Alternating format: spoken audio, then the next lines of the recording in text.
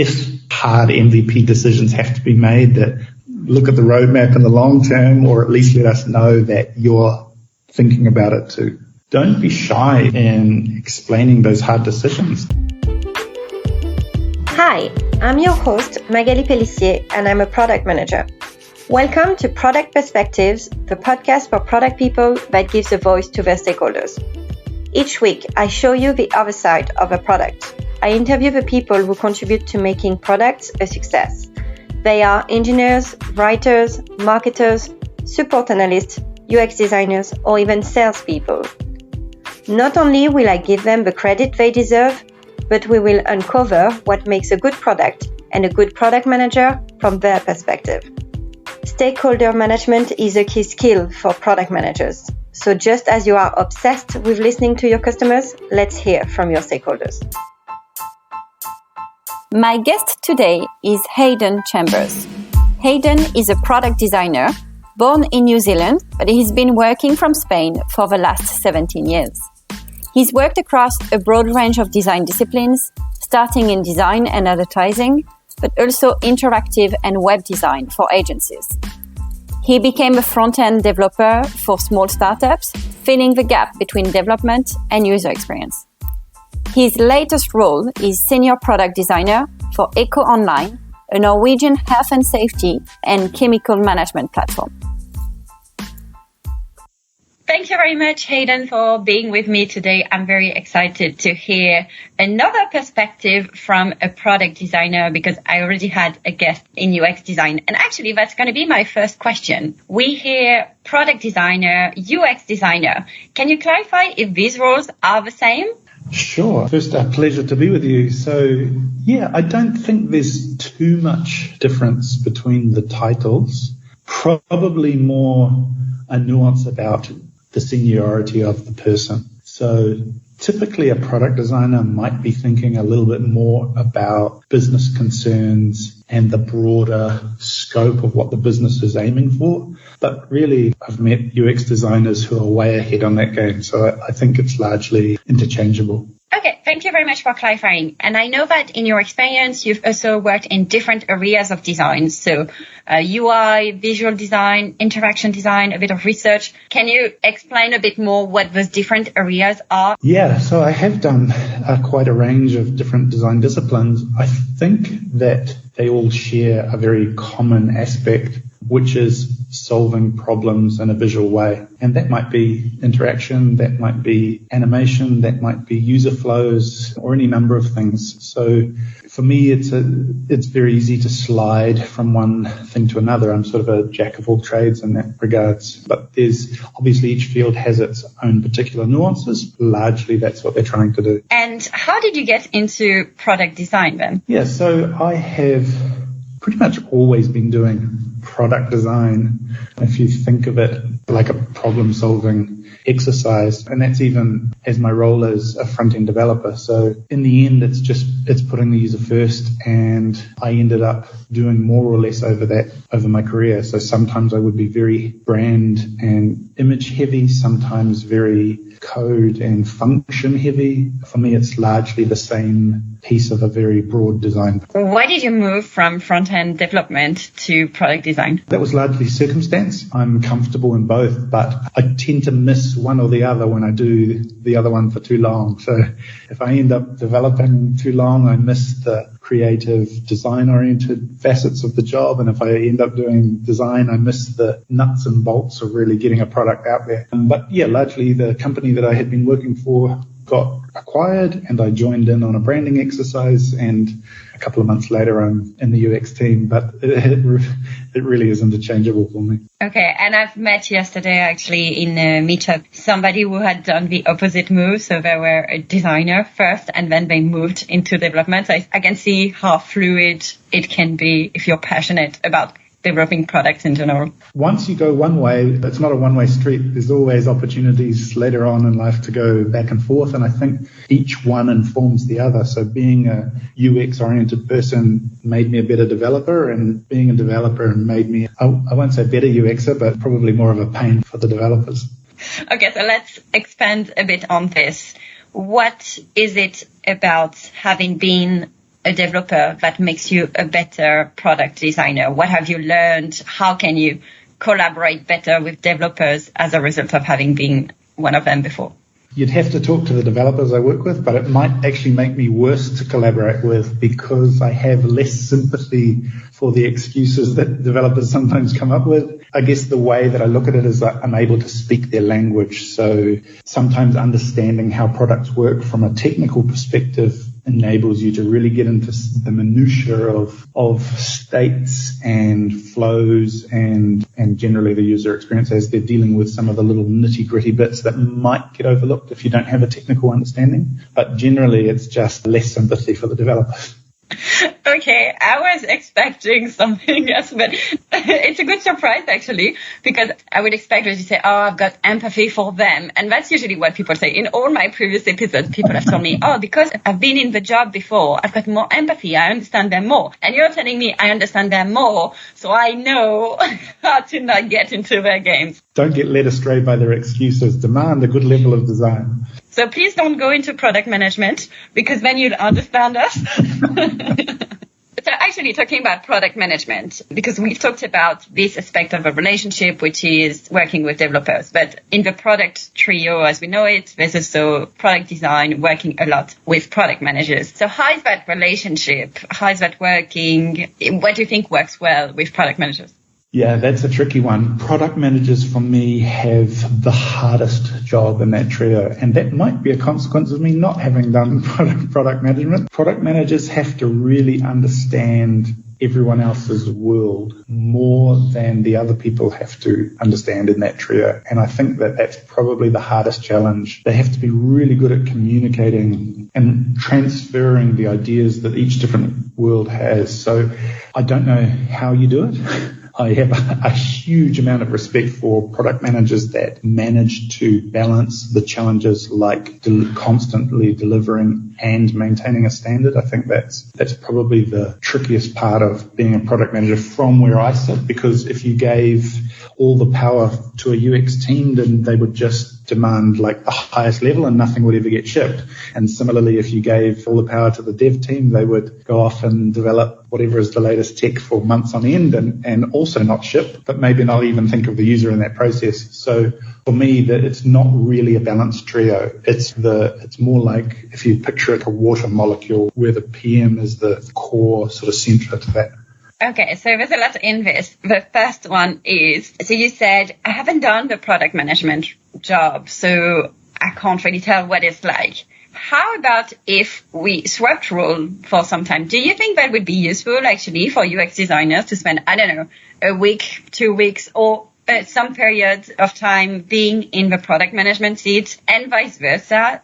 You'd probably have half of the UX team quit from the pressure that you face. So how useful would it be? Potentially. It's a really intriguing question because I'm not sure of the implications, whether suddenly designers would see the light and go, oh my God, I'm sorry for all the sins that we've caused in the past.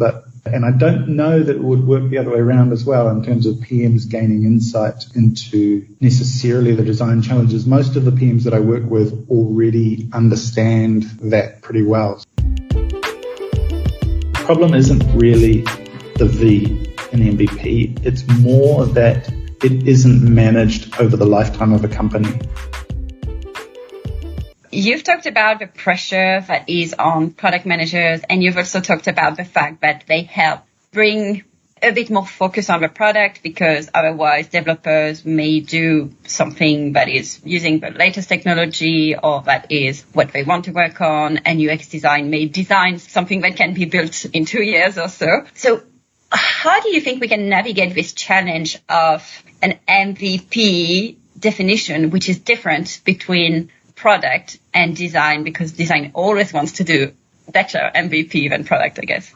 Yeah, that is a eternal question. And it sort of relates to how the company treats design. So I haven't met a company yet that says we don't do great UX, but the reality is that a lot of the time design is an afterthought or limited to pretty UI, which of course makes every UX designer sort of shiver. So there's a definite question around what the V means and how you treat the value of design, particularly in the long run. So maybe it's not so important for early startups, but the role of PM definitely has a massive part to play in maintaining the bar. So it might be designers that set the bar for what that means, but it's really rare that designers, for example, will have control over a roadmap. It just doesn't happen. So that's completely in the hands of the PM. And that's why I described it earlier as a water molecule. It's not a triangle where each part has their own part to say.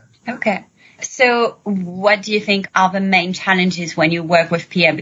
Daily, there's always the question of whether the roadmap has been set prior to discovery or how agile a company is. So if a company is truly agile and this discovery process does reveal issues, then one of the challenges is, can you adapt to that? Are you a flexible enough company to be able to recognize when an opportunity or a problem presents itself to figure that into the rest of your equation? Because sometimes you might have a roadmap which extends a long way and you just know that you've uncovered something in the discovery phase that cannot be addressed for the next 9 months, 12 months, whatever the roadmap is. So that's a challenge. And again, I'd say that a lot of the weight rests on PM's shoulders. So the challenge for us is to communicate potentially how we see the severity of these things, weigh them up in a way that isn't exaggerated, because a lot of designers will say the end of the world is coming. I've discovered the 1 pixel error in the user interface, and there's a lot of pragmatism that has to come through from every party. Right. So according to you, then, what makes a good PM to work well with people in design? Communication, obviously, but not just listening to the developers or listening to the design team. It's actually being able to express back the decisions made and the agreements. So if we all recognize that MVPs are a thing and you're not always going to get a perfect product out, and we're learning from our products as we go, we're always taking shortcuts or deciding to slide certain features back, and communicating back to all the parties is key. Yeah, I agree that when we have to make decisions about an MVP, we tend to cut on the nice things in the user experience that make users' life easier. And they may be small things, and we're going to cut the corners a bit everywhere. And at the end of the day, it denaturates a bit what the designer had created, and they may be a bit frustrated. So is this something you've experienced? And how can I, as a product manager, be better at either communicating this, or should there be a consensus? How do we manage this kind of situation? Yeah, that's interesting. I actually have a question for you on the back of that is, have you ever extended a period of time to elevate what's considered minimum on that MVP? Have you ever gone, got an extra little slot here, let's just do more of that user experience? Or is it, oh great, we've got more time, on to the next MVP feature of the product? Okay, thanks for the challenge. I don't remember having more time. Just having extra time for something and therefore having to make that decision. However, I do think that when I worked at Anaplan and I revamped the roadmap, and part of it including reviewing the entire user experience. I'm not talking about just the UI, the entire user experience of when a user started with the product and when they have to get the next version. And on this one, so we basically pushed back by a year all the features that had been asked for such a long time. Our competitors had it, people were asking for them. But we really put the focus on the user experience. So I have done this, not actually in a tiny, let's add this little thing and all of this, we've got a bit of time, but almost like a big bang thing. No, we need to listen, and we listen to what users are saying. And yes, some people are saying we need to have new functionalities, but some of our users are saying the current experience that it is doesn't work for us. And we are already using the product. So rather than trying to attract new users who will then face the same challenges and then raise support tickets, and I decided to focus on existing users and make their life better. So this is my example. Congratulations. Yeah, I think that both that solution and the more time in a microcosm way, and also the notion of really programming in those iterations into a product, not just treating it as, oh, we've done the MVP of X onto the MVP of Y, can really have a benefit. And the more you address those concerns vocally and out front, the UX team is going to trust the product managers, and the product managers are going to trust the developers, and the developers will trust the UX team. So it works all the ways. Great. There's so much delight can come from products. If you can put a smile on a customer's face when they're using your product, you are like streaks ahead of MVP. So in this podcast, we also have somebody asking you a question. So this is Neil McRae. Neil is a product manager in the EcoOnline EHS suite. And Neil has 2 questions for you. So we're going to listen the first one. Hi, Hayden. It's Neil. As a product manager, I'm always wary of clients or users that give us solutions or things to build. To what extent do you find value in non-UX experts, product managers included, giving you designs to work with? That's a great question, and it's a really easy answer for me. I find a lot of value in it. Not necessarily because the result of the UX is good or to a standard that would come out, but more because it gives really clear insight into what the person is thinking. So they may not be able to express their ideas verbally, but any kind of additional resource is going to help understand the problem faster and to a deeper degree. And then whether the end result looks anything like they've expected or not is entirely up to the team.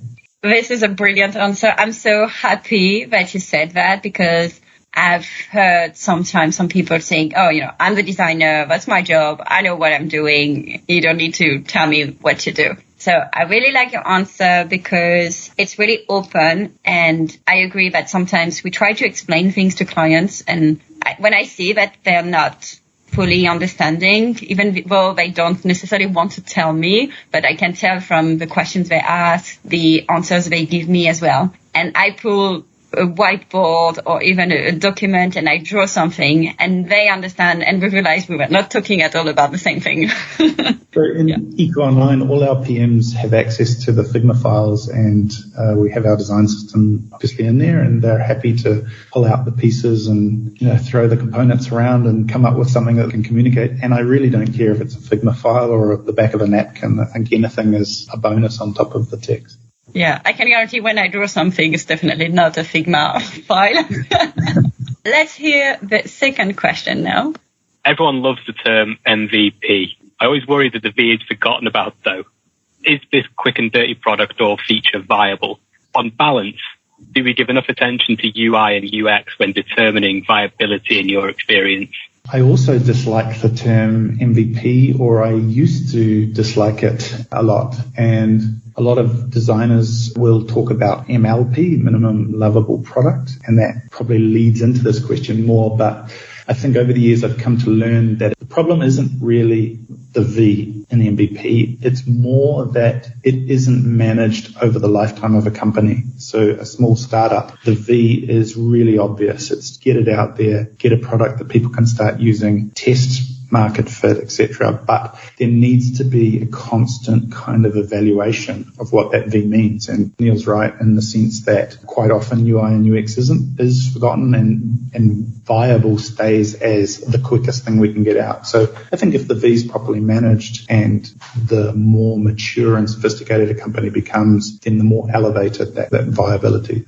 Yeah, that's a great point, actually. We tend to think sometimes a bit too much in the short term. We want to get the product out there, get some feedback, but we don't anticipate that this may be detrimental in the long term if we don't take into account some aspects. In addition to being a product designer, you are also a mentor. So can you give me some examples of how you help mentees? I have a 20-something year-long career, and during that time I stepped in a lot of holes, and that's sort of the basis of my mentorship, in that I can help particularly some of the younger to mid candidate avoid some of those common pitfalls. And that can be simple things. That can be how to run their first shop, or it can be sort of more career strategic things. So I think I might have spent the first 10 years of my career completely oblivious to the idea that it is a career and just going from job slowly to job and just being in love with the job itself. And it really takes a little bit to step back and go, oh yeah, okay, I'm on a mission here, and that mission is to become better, and part of becoming better means to look at what seniority means and to develop other soft skills that you don't necessarily have as a focused junior or mid.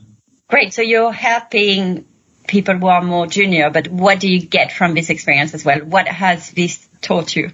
For me, it's incredibly fulfilling because I don't think that any two people's story is the same. People come from different contexts. They have different entry points, and even the maturity of our field has changed so much in the lifespan that I've been working in. So it's really interesting to see people coming into a field which is already now established and starting to split out and have very specified roles within it, such as the UX researcher being a very dedicated role within a company. So I get a lot of feedback from them. I get a lot of insight from people who have a different perspective, and that's really rewarding. Yeah, great. It's over the type of things I get from doing this podcast, so I really get it. And one thing that intrigued me when I looked at your mentorship page, you indicate that you can help people to navigate design politics in large and small companies. So what are those design politics? Yeah, it sort of harks back to what I was saying earlier about companies that profess to do UX and UI to a high level but don't necessarily. It's about expectation management. It's about the eternal battle, between quotes, for roadmap and for setting the bar. Now, if you've got a great PM team that already understands that, then that's fine. But there certainly are companies where design education is something that needs to happen before the product can really evolve. This design education piece is very interesting because I know that, for example, if your team needs some help to be more agile, you can bring a coach. So do you think for that part around like design education, does it happen that you can bring design coach or people who get it from a design perspective who can help the company move forward in a more design mindset? 100%. Totally convinced of that. Being aware of good design is simply exposure and being explained to things. It's like, if we take a classic example, the FedEx logo, right? Everyone can sort of picture it, but until you're told that it has an arrow in it that points forwards, you don't necessarily see it. But as soon as you're told about that, you're aware and you can't unsee it. And I think that sort of lesson amplified can really help a company where you start noticing design issues. Yeah, you're right. There are things that we take for granted. Sometimes we think, yeah, I know this, so everybody knows it, but actually it takes some explanation for people to understand things. Right. The final part of this podcast is a bit more fun. So I will make several propositions and you pick one of them. Okay. So I will start with tools. We haven't really mentioned tools. You've talked about Figma, so I'm guessing this is the one you use, but I'm assuming you've used Sketch, InVision, Figma, maybe Adobe. Which one do you prefer? Yeah, so as long as it stays out of my way, I'm happy to use anything, and I really don't have any skin in that game. It's currently Figma, it could be Sketch, it could be InVision, it could be MS Paint for all I care, so long as I can do my job. High or low fidelity prototypes? I prefer low fidelity for communicating cross teams about flows and journeys, but I prefer high fidelity for discovering the nuts and bolts of a problem. I don't think you can really work something out in low fidelity when you're dealing with subtleties about user interface and how they fit together. I love how you're kind of navigating my question and say, none of them, I love them all, and then I like both. They definitely have the different uses, but don't ever ask me to come up with a finished kind of flow in low fidelity. Okay. And you traveled recently and I saw you did some whiteboarding. So I thought Miro boards or real Post-it notes? You'd have to ask a workmate of mine about that. I like Miro a lot, and I like it a lot because of the permanency of the record. But in terms of a team being huddled in a room, it's not the same. There's a tactility about notes and throwing them around that I think actually have a visceral effect on the thinking process. So give me paper notes. Great. And we talked about MVPs. You mentioned normally, but it's minimum viable product. Some people also use minimum lovable product. I've also seen somewhere minimum valuable product and minimum validating product. Right. Because if you had to choose your best definition of MVP or MLP, which word? Oh, you ask tough questions.